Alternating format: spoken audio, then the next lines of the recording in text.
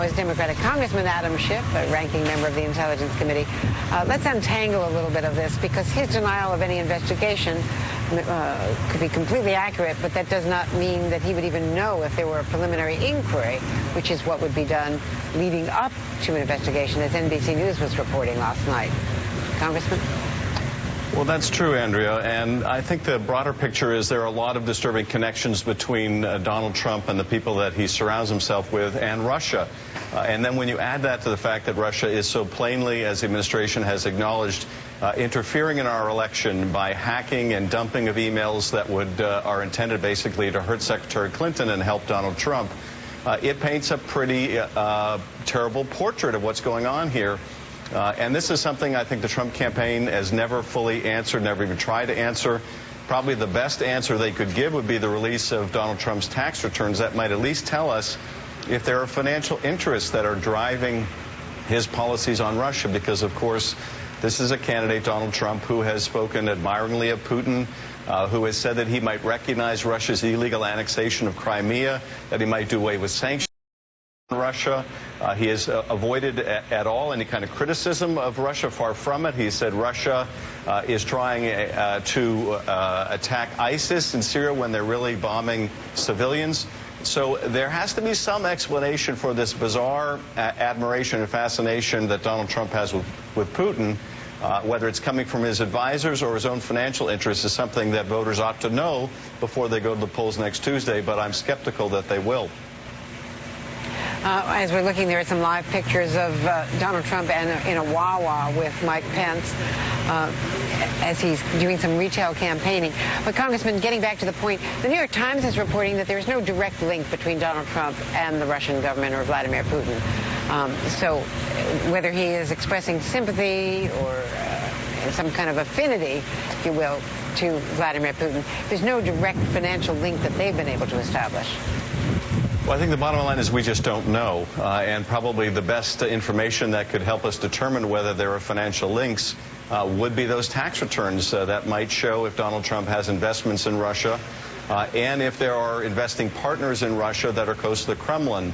But in the absence of making those public, it's very difficult for the public to know. I'm not permitted to comment on anything that the FBI or intelligence community may be looking at. So the best evidence that we can have, I think, is what the public reports show, what the newspapers have been able to uncover, what the candidate himself has to say on the subject.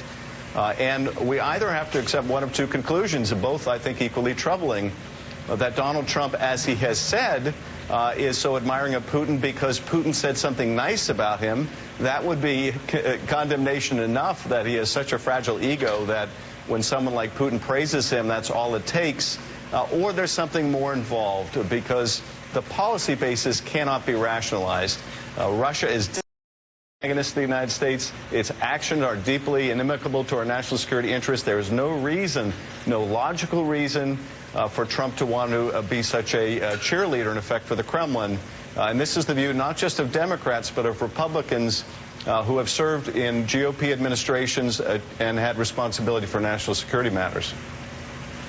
What is your level of concern about what the FBI director did in unleashing this new study or inquiry into what might be on the Anthony Weiner laptop this close to the election and announcing it to Congress? Because Donald Trump is now translating that into Hillary Clinton, is a crook, she's illegal, she's going to be locked up, she'll go to jail if she's elected president, we have to prevent that. I mean, you've heard the rhetoric on the campaign trail instantaneously as soon as Comey made that announcement.